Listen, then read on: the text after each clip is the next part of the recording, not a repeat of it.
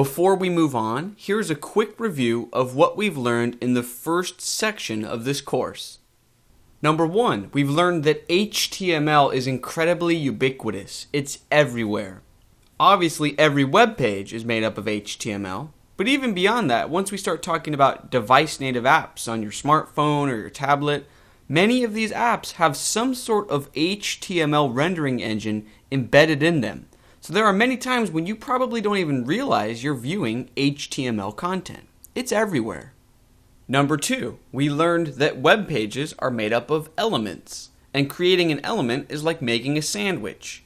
The first piece of bread is the start tag, then you include the peanut butter and jelly or the meat, the content, and then you include a second piece of bread, the closing tag. Number 3, we learned that elements can nest or stack inside one another, much like the example of a set of Russian stacking dolls.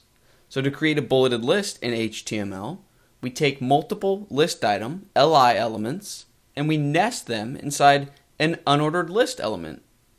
Number 4, we learned about document structure. So we learned that all of our web pages have the root element of HTML, and then inside that element we have the head section and the body section.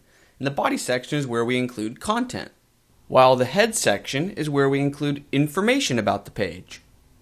Finally, number 5, we learned about HTML attributes. We learned that we can assign attributes to certain HTML elements to make them come alive. In particular, we learned how to use the href attribute on the link element to make our link fully functional. And we discussed that in future lessons we'll learn how to use different attributes on other elements. Just a quick heads up that if you have a spare moment or two, I would really appreciate it if you could go and rate and review this course. I hope you're enjoying the course and finding it helpful, but even if you are not, above all else, an honest review is the best review. And I would love for prospective students to be able to see honest impressions of the course. That concludes this quick review for the first section of the course. I'll see you in the next section.